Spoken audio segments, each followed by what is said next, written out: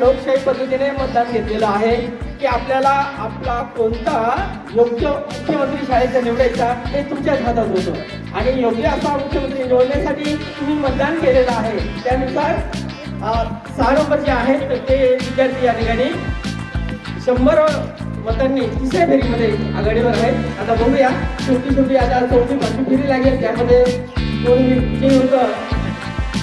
आपली काल झालेल्या मतदानामध्ये आपल्या विद्यालयातील एकूण 7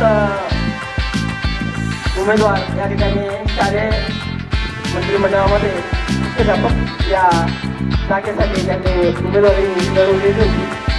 त्यामध्ये 1 नंबरला कृष्णा देवीदास डोंगरे, 2 नंबरला प्रतीक्षा जगदीश वाघ, 3 नंबरला प्रणव सुनील खेळणार, 4 नंबरला गायकवाड, 5 नंबरला कार्तिक गणेश चौरे, 6 नंबरला शुभांगी शरद कांबुर्डे आणि 7ला नोटाची होता.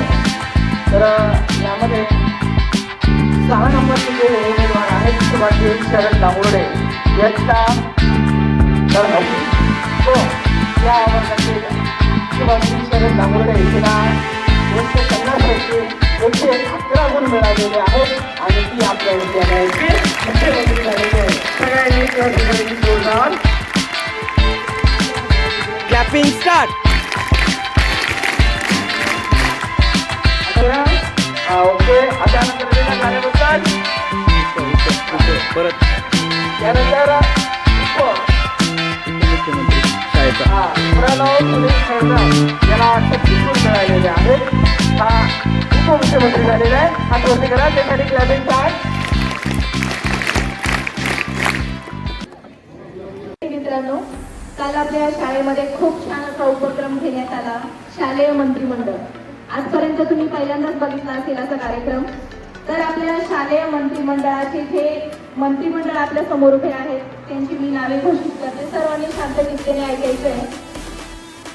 आपल्या शाळेचे मुख्यमंत्री आहेत शुभांगी शरद कांबुर्डे, उपमुख्यमंत्री आहेत प्रणव सुनील खैरनार, त्यानंतर शाळेचे अभ्यास मंत्री आहेत उर्वी राकेश दुसाने, खेळ मंत्री आहे कृष्णा देवीदास चोपडे, त्यानंतर उपखेळ मंत्री आहे मयुरी युवराज वाघ, आरोग्य मंत्री आहे मयुरी छबिलाल आहेर, सहल मंत्री आहे प्रतीक्षा जगदीश वाघ आणि उपसहल मंत्री आहे स्वराज किरण पाठक.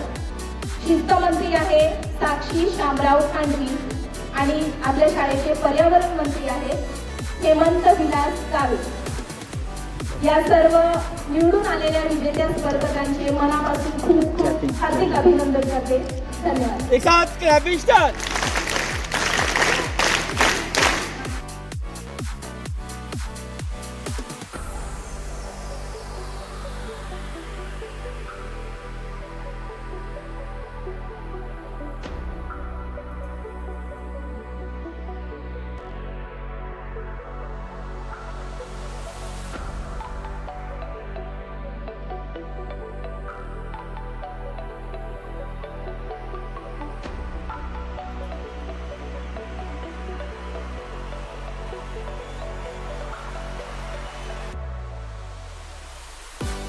करत आहेत कारण की 18 वर्ष पूर्ण झालेल्या व्यक्तीस मतदानाचा अधिकार आहे. परंतु मतदान कसे असते, मतदान गृहामध्ये रचना कशी असते, मतदान अधिकारी कसे असतात, तिथं कशा प्रकारचं काम चालतं, कशा प्रकारची सुरक्षा असते, गोपनीयता कशा प्रकारे बाळगली जाते, यासाठी आपण आपल्या शाळेमध्ये मुख्यमंत्री उपमुख्यमंत्री यांच्यासाठी निवडणूक काल आपण घेतली होती.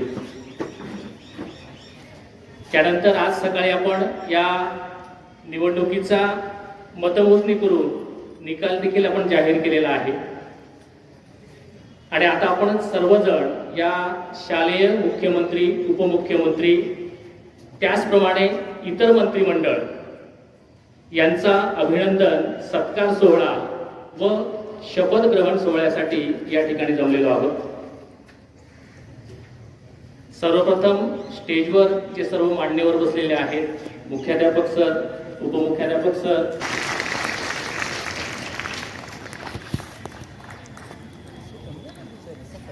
विद्यार्थी मित्रांनो, प्रत्येक नागरिकाला मतदानाचा अधिकार आहे आणि प्रत्येक नागरिकाने तो मतदानाचा अधिकार आपलं कर्तव्य म्हणून त्या ठिकाणी बजावला पाहिजे. जेव्हा आपण मतदान करत नाही, मतदानापासून वंचित असतो, त्यावेळेला एखादा अयोग्य व्यक्ती निवडून येण्याची शक्यता असते आणि म्हणून मतदान हे आपलं कर्तव्य आहे, अधिकार आहे आणि म्हणून प्रत्येकाने मतदान केलं पाहिजे. आजच्या या सोहळ्यासाठी जमलेल्या सर्व मान्यवरांचं मी स्वागत करतो आणि आजच्या कार्यक्रमाचे पूर्वनियोजित अध्यक्ष विद्यालयाचे मुख्याध्यापक सर, मुख्याध्यापक गोवा सर यांना विनंती करतो की आजच्या आपल्या शालेय मंत्रिमंडळातील मुख्यमंत्री शुभांगी शरद गांगुर्डे हिचा सत्कार त्यांनी करावा. जोरदार टाळ्या वाजवायच्या सर्वांनी.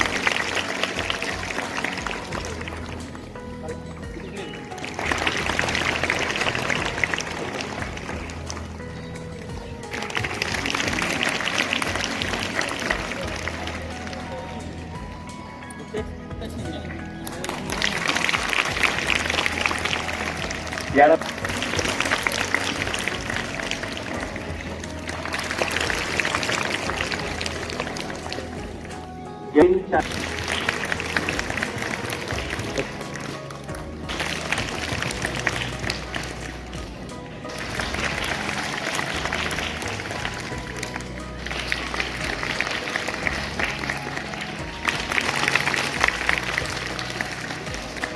मित्रांनो,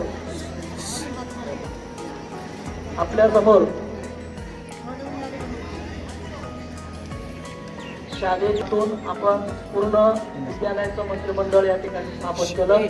काल आपण ती निवडणूक सुद्धा घेतली आणि भरघोस मतांनी तुम्ही सर्व मतदारांनी या उमेदवारांना मतदान केलं आणि त्याच्यातून योग्य असा कोणता उमेदवार आहे हे तुम्ही आज या ठिकाणी दाखवून दिलं.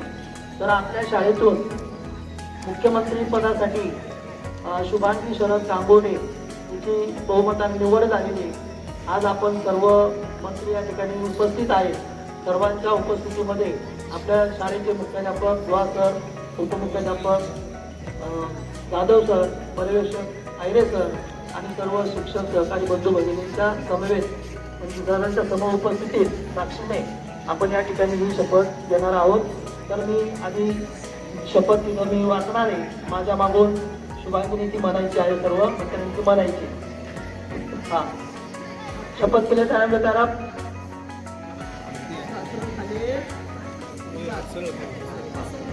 आता माझ्या मागून म्हणायचं आहे तिने.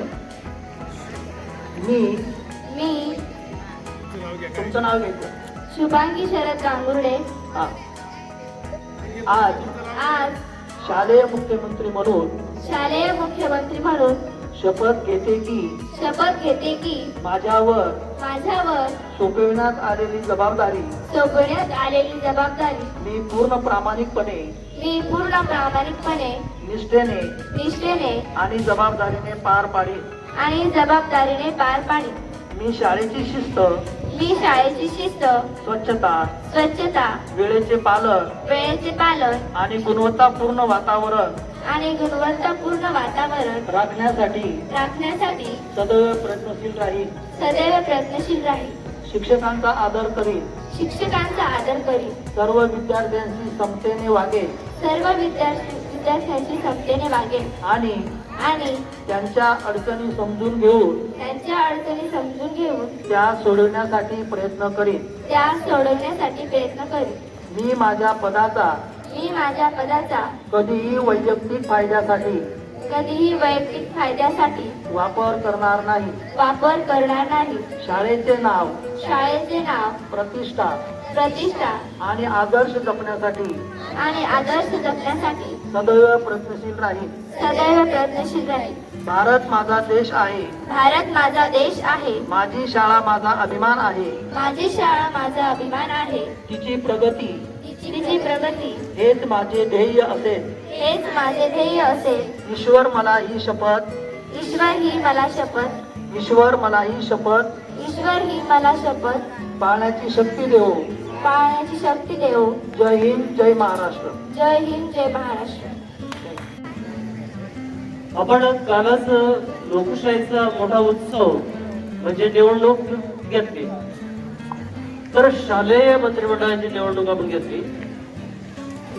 तर भारत हा जगातील मोठ्या लोकशाही शासन पद्धतीचा देश आहे आणि लोकशाहीमध्ये निवडणूक